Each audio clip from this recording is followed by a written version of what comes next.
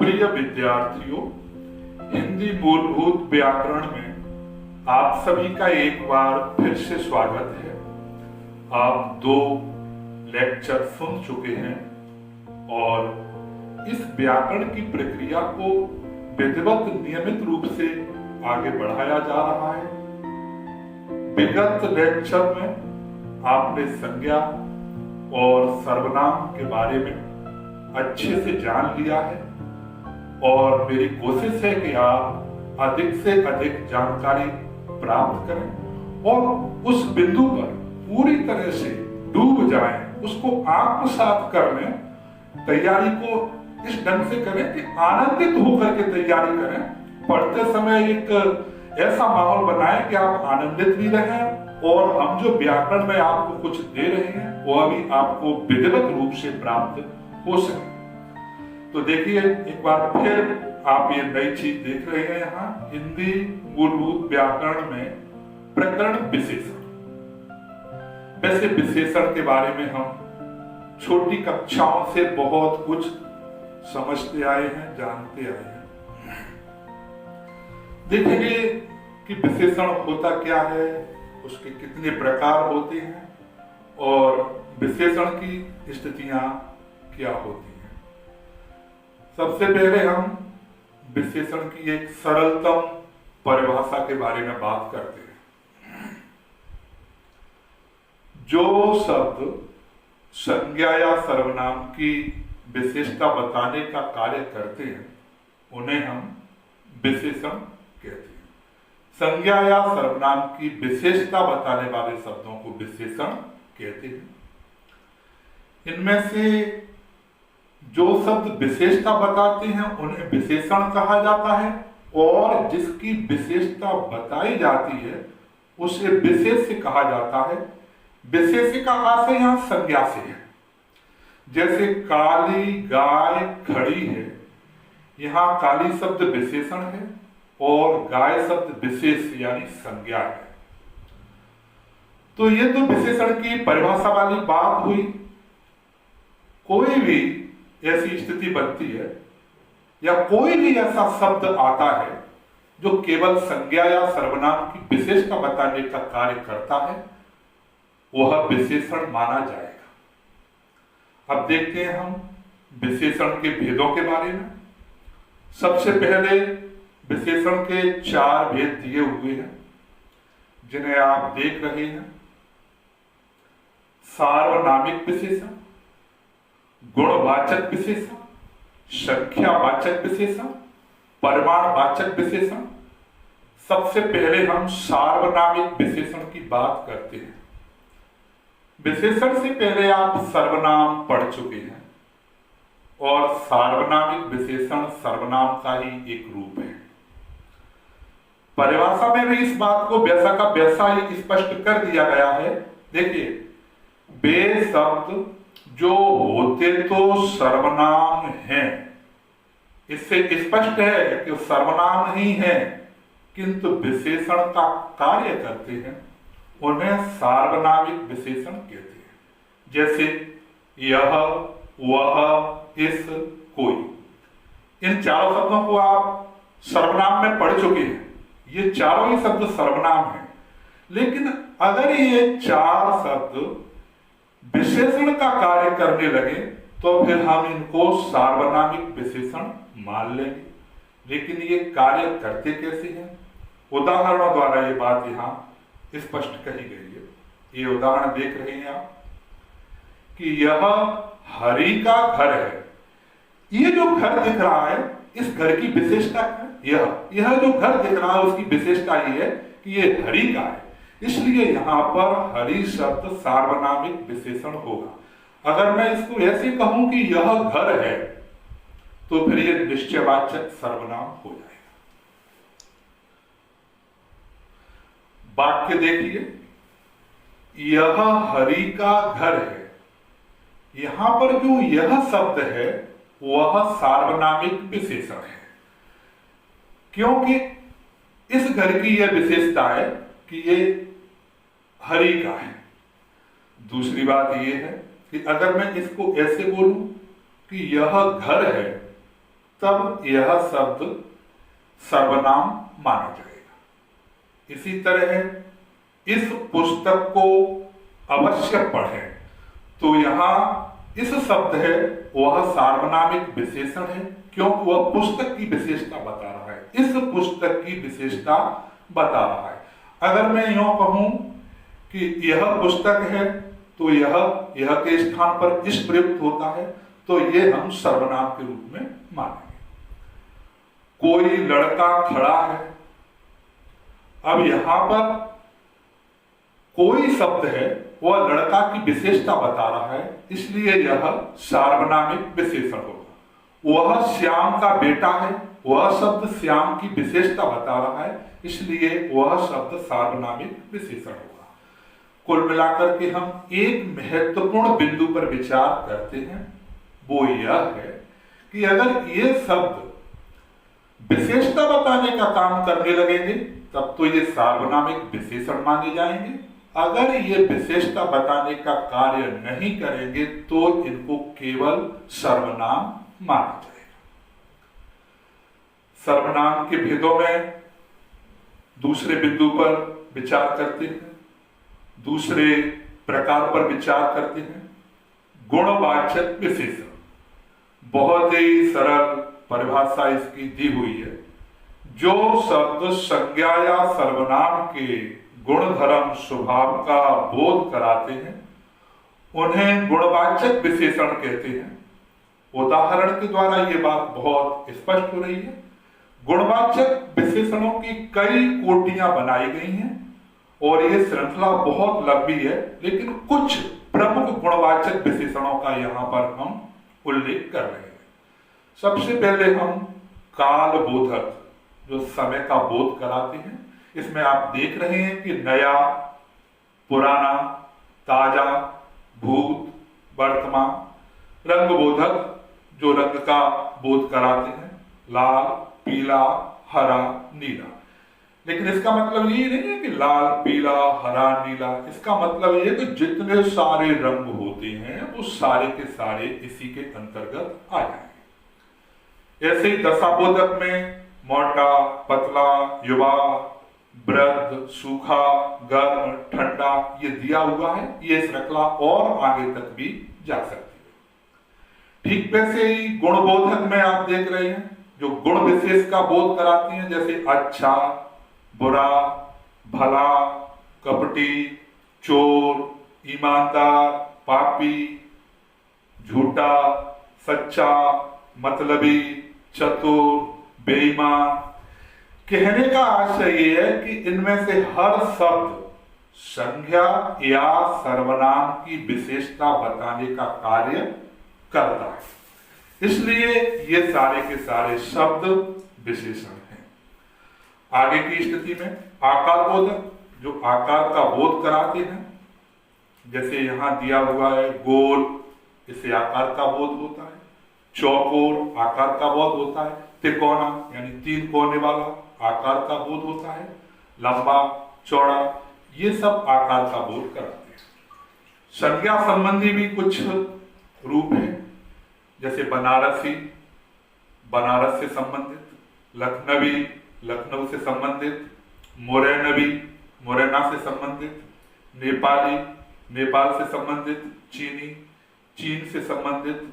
ये सारे के सारे शब्द संज्ञा या सर्वनाम की विशेषता बताते हैं, अतः ये विशेषण है। विशेषण के तीसरे प्रकार पर हम बात कर रहे हैं, संख्यावाचक विशेषण। बड़ी सरल परिभाषा है। जो शब्द संज्ञा या सर्वनाम की संख्या का बोध कराते हैं उन्हें संख्यावाचक विशेषण कहा जाता है। संख्यावाचक विशेषण के 2 रूप मिलते हैं, निश्चित संख्यावाचक विशेषण और अनिश्चित संख्यावाचक विशेषण। पहले हम देख रहे हैं निश्चित संख्यावाचक विशेषण। इनसे निश्चित संख्या का बोध होता है। जैसे 10 पुस्तक, ये निश्चित बोध हो रहा है। 25 कलम, ये निश्चित बोध हो रहा है। 50 रुपए, ये निश्चित बोध हो रहा है। यहां एक बात और स्पष्ट कर दें, ये पूर्ण और अपूर्ण में भी निश्चित होता है। जैसे मान लीजिए 2 कलम तो ये पूर्ण है, और हम किसी चीज का 1.5, 2.5, 3.5 इस तरह से उपयोग करें तो ये अपूर्ण में माना जाएगा। तो इसके और भी कई रूप मिलते हैं। गणना के रूप में कैसे होता है ये निश्चित संख्यावाचक विशेषण? इसमें एक गणना से आसे गिनती से 1, 2, 3, 4 कोई भी निश्चित संख्या इसमें शामिल हो सकती है। क्रम के रूप में देखेंगे तो पहला, दूसरा, तीसरा, चौथा, पांचवा, छठवां कोई भी निश्चित क्रम इसमें शामिल रहता है। आवृत्ति के रूप में देखें तो दुगुना, तिगुना, चौगुना, 10 गुना, 50 गुना, 65 गुना कोई भी निश्चित आवृत्ति इसके अंतर्गत आ सकती है। समुदाय के रूप में देखें तो बिल्कुल वैसे ही 4, 5, 8 निश्चित, यानी किसी भी निश्चित संख्या वाला समुदाय इसमें शामिल हो सकता है। अब बात करते हैं अनिश्चित संख्यावाचक विशेषण की, जिसमें कुछ भी निश्चित नहीं है। इनसे अनिश्चित संख्या का बोध होता है, जैसे कुछ, कई, सब, अनेक, असंख्य। उदाहरण से ये बात स्पष्ट हो रही है, कुछ वस्तु है तो कंफर्म नहीं है कुछ भी, कई लड़के, सब आदमी, इन सभी से अनिश्चित स्थिति का ही बोध प्रकट होता है। एक बहुत ही महत्वपूर्ण बिंदु है जो नोट के रूप में आप यहां देख रहे हैं। यदि निश्चित संख्यावाचक विशेषण की स्थिति निश्चित न हो तो वहां अनिश्चित संख्यावाचक विशेषण होगा। जैसे लगभग 50 आदमी, अभी हम 50 शब्द को निश्चित संख्यावाचक में पढ़ चुके हैं, लेकिन लगभग 50 आदमी से 50 का कोई बोध नहीं हो रहा। ये 50 से कम भी हो सकते हैं, 50 से अधिक भी हो सकते हैं। तो लगभग 50 आदमी अनिश्चित संख्यावाचक विशेषण होगा। 10-20 पुस्तकें, इसमें भी कुछ निश्चित नहीं है। 2-3 घंटे, इसमें भी कुछ निश्चित नहीं है। करीब 1000 रुपए, इससे 1000 रुपए का कोई बोध नहीं हो रहा। सैकड़ों लोग, ये गिनती भी निश्चित नहीं है। इसलिए ये सब अनिश्चित संख्यावाचक विशेषण के अंतर्गत आएंगे। चौथा जो प्रकार है, इस पर विचार करें। एक बड़ी महत्वपूर्ण बात है कि हिंदी के कई व्याकरणों ने विशेषणों के 3 भेद ही स्वीकार किए हैं: सार्वनामिक विशेषण, गुणवाचक विशेषण और संख्यावाचक विशेषण। परमाणु बोधक को उन्होंने संख्यावाचक में ही समाहित कर दिया है, लेकिन जो नई किताबें आई हैं उसमें ये चौथे विशेषण के रूप में मिलता है। यानी जिन विशेषणों से संज्ञा या सर्वनाम के परमाणु का बोध होता है उन्हें परमाणु बोधक विशेषण कहते हैं। इसके 2 रूप होते हैं, बिल्कुल संख्यावाचक की तरह है। एक निश्चित परमाणु बोधक विशेषण, यहां सब कुछ निश्चित है संख्यावाचक विशेषण की तरह, निश्चित संख्यावाचक विशेषण की तरह। 5 किलो घी निश्चित है, 10 लीटर दूध निश्चित है, 3 किलो गेहूं निश्चित है, 4 मीटर कपड़ा निश्चित है। दूसरा है अनिश्चित परमाणु बोधक विशेषण, इसमें कुछ भी निश्चित नहीं है। थोड़ी शक्कर, अब थोड़ी शक्कर तो थोड़ी शक्कर है, इसमें कोई निश्चितता नहीं है। कुछ चावल, इसमें भी कुछ निश्चित नहीं है। बहुत सा घी, इसमें भी कुछ निश्चित नहीं है। तो कुल मिलाकर के निश्चित परमाणु बोधक विशेषण और अनिश्चित परमाणु बोधक विशेषण, इसमें एक में निश्चित है और दूसरे में अनिश्चित है। जिन चीजों को हम गिनते हैं वो तो संख्यावाचक में चला जाता है, और जिनको नापते हैं, तौलते हैं, वो परमाणु बोधक विशेषण में आ जाता है। इसमें देखेंगे प्रविशेषण, बिल्कुल एक विशेषण का ही रूप है। वे शब्द जो विशेषण की विशेषता बतलाते हैं उन्हें प्रविशेषण कहते हैं। जैसे अगर हम यूं कहें कि हरी सुंदर है, तो हरी शब्द तो संज्ञा है, सुंदर शब्द विशेषण है, लेकिन इस वाक्य को अगर हम ऐसे बोलें कि हरि अत्यंत सुंदर है, तो यहाँ हरि शब्द फिर संज्ञा है, सुंदर फिर विशेषण है, लेकिन जो अत्यंत शब्द है वह सुंदर शब्द की विशेषता बता रहा है, सुंदर में भी अत्यंत। तो यहाँ सुंदर शब्द विशेषण और अत्यंत शब्द प्रविशेषण होगा।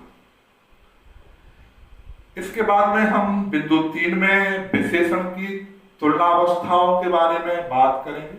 वैसे विशेषण की 3 अवस्थाएं होती हैं, मूलावस्था, उत्तरावस्था, उत्तमावस्था।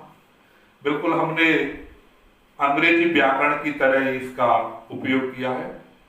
जो एडजेक्टिव की डिग्री होती है, पॉजिटिव, कॉम्परेटिव, सुपरलेटिव, ठीक वैसे ही मूलावस्था, उत्तरावस्था और उत्तमावस्था किस तरह से इसमें होता है, टेबल आपके सामने, आप टेबल में देख रहे हैं। ये सब लघु और इससे थोड़ा जो श्रेष्ठ होगा तो लघुतर, और एकदम श्रेष्ठ हो जाता है तो लघुतर। यानी लघु माने छोटा, लघुतर माने छोटे से थोड़ा छोटा, और लघुतर बहुत ही अत्यंत छोटी स्थिति में चला जाता है। ऐसे ही उच्च, ऊंचा, उच्चतर और ऊंचा, उच्चतम कैटेगरी खत्म है, उच्चतम के बाद फिर कुछ नहीं है, यानी सबसे ऊंचे की स्थिति है। अन्य शब्दों के साथ में भी वैसा ही है, सुंदर, सुंदरतर, सुंदरतर। लेकिन इसका दूसरे रूप में भी प्रयोग मिलता है।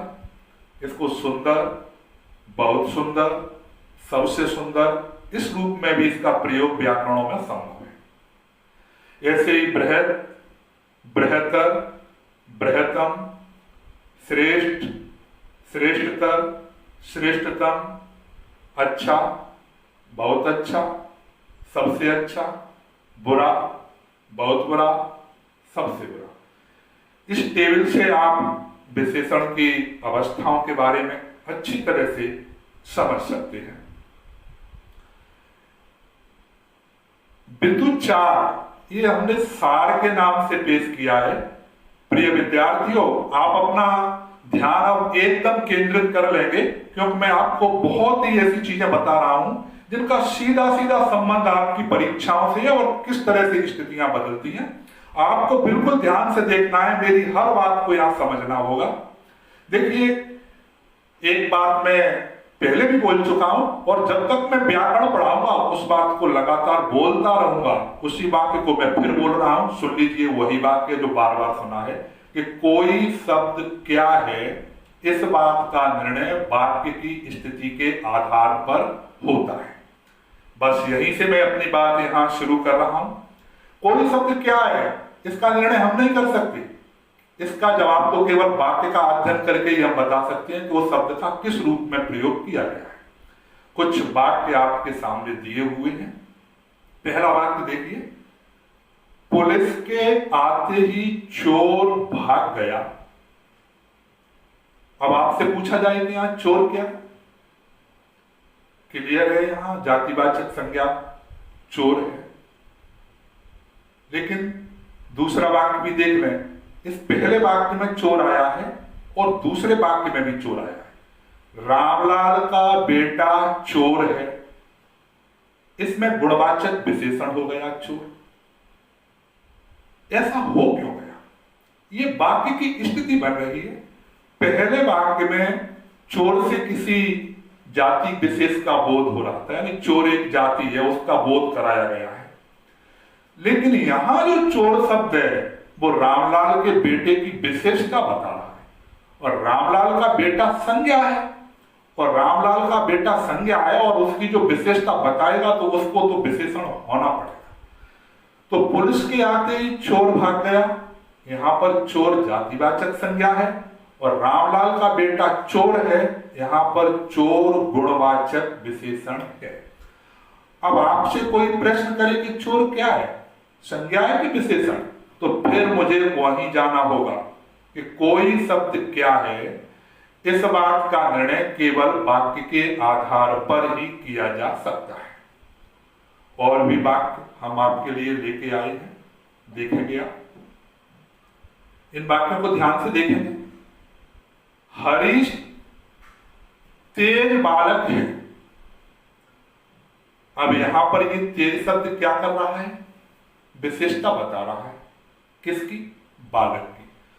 अब विशेषता बताएंगे तो फिर विशेषण होना पड़ेगा। हरीश तेज बालक है, ये यहां तेज शब्द गुणवाचक विशेषण है। हम दूसरे वाक्य में भी तेज शब्द को लेके आए। हरीश तेज दौड़ता है, यहां तेज शब्द दौड़ना की विशेषता बता रहा है। और दौड़ना क्या है? क्रिया।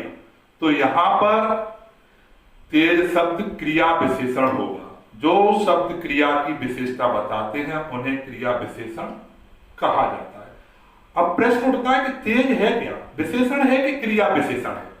तेज विशेषण भी है, तेज क्रिया विशेषण भी है, लेकिन इसकी स्थिति वाक्य के प्रयोग के आधार पर निश्चित की जा सकती है। और भी एक वाक्य देखेंगे।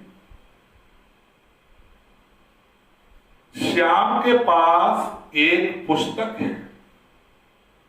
सीधी सी बात है, अभी अभी हमने अध्ययन किया है, विशेषण को पढ़ा है। एक पुस्तक, तो यहां पुस्तक की संख्या कितनी है? एक। निश्चित संख्यावाचक विशेषण है, इसमें तो दिमाग लगाने की भी आवश्यकता नहीं है। लेकिन दूसरे वाक्य को देखें, दूसरा वाक्य है, उसमें भी एक शब्द का प्रयोग हुआ है, एक दिन ऐसा हुआ। अब आप तो ये समझेंगे कि एक बिल्कुल निश्चित संख्यावाचक है, लेकिन यहां एक शब्द से ऐसा कोई बोध ही नहीं हो रहा, निश्चितता का बोध ही नहीं हो रहा। एक दिन ऐसा हुआ, उस एक दिन का पता ही नहीं है, वो निश्चित है ही नहीं वो एक दिन, इसलिए इसे अनिश्चित संख्यावाचक विशेषण माना जाएगा। हिंदी व्याकरण में पंडित कामता प्रसाद गुरु ने ऐसा स्वीकार किया है। तो अब हम एक शब्द को क्या माने? निश्चित संख्यावाचक विशेषण माने कि अनिश्चित संख्यावाचक विशेषण माने, इसका निर्णय भी वाक्य की स्थिति पर निर्भर करता है। और आगे बढ़ते हैं। हर व्यक्ति को ईमानदार होना चाहिए। ईमानदार शब्द इसमें क्या है? थोड़ी देर पहले चोर शब्द आया था, वो जातिवाचक संज्ञा था। अब ईमानदार शब्द आया है, ईमानदार शब्द भी जातिवाचक संज्ञा है। लेकिन दूसरे वाक्य में भी ईमानदार आया है, दूसरा वाक्य भी देख रहे। रामलाल ईमानदार व्यक्ति है, यहां ईमानदार शब्द विशेषता बता रहा है किसकी? रामलाल की।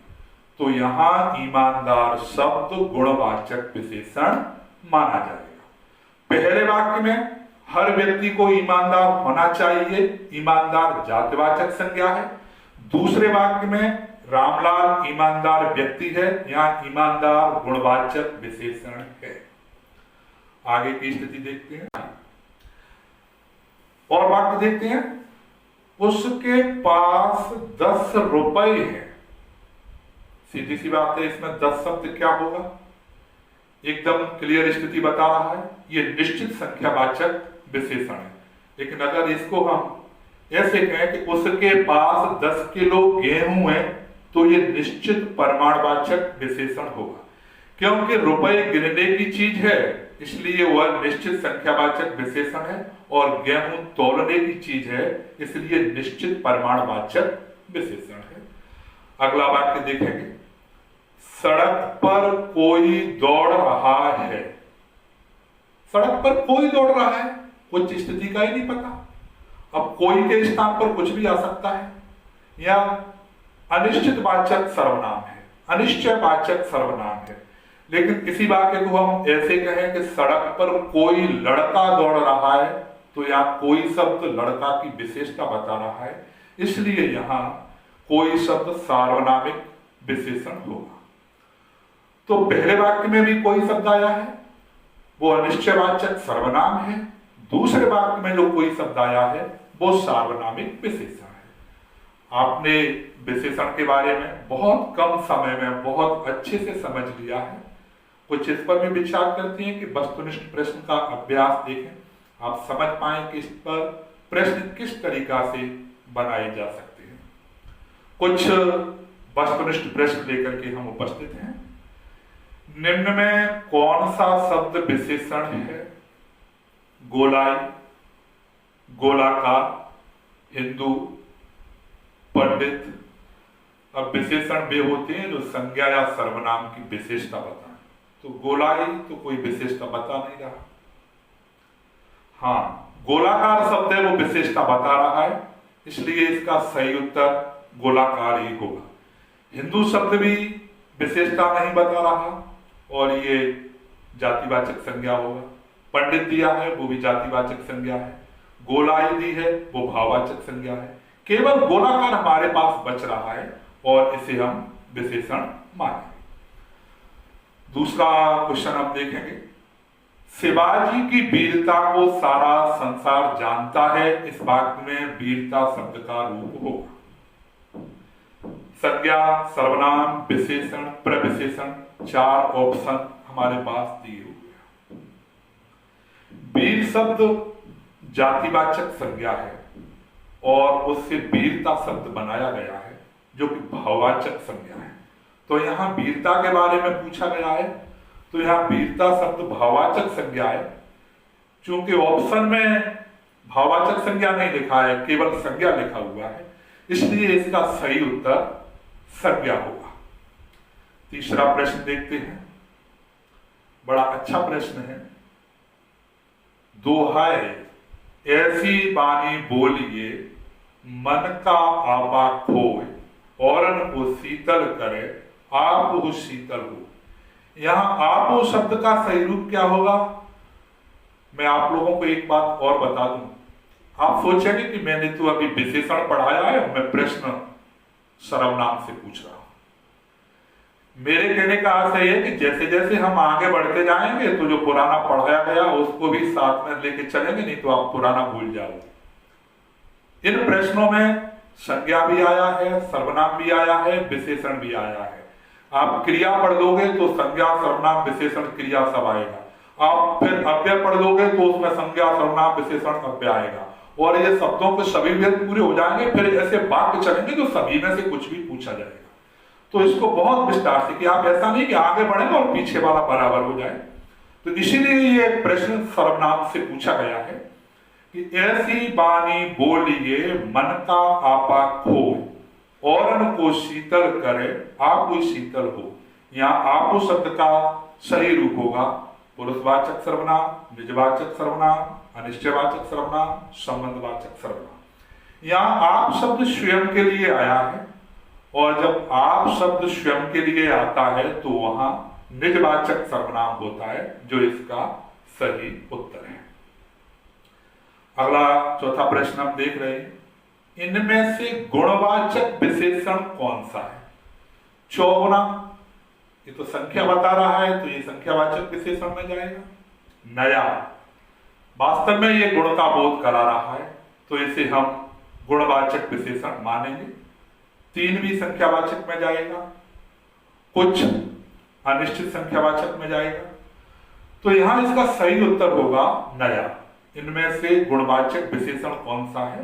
नया।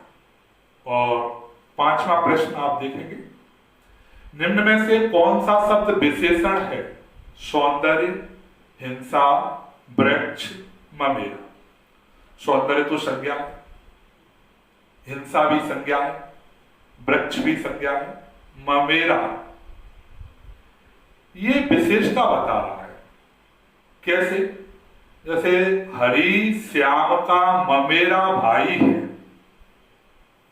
क्या विशेषता है? ममेरा, विशेषता बताने का काम कर रहा है।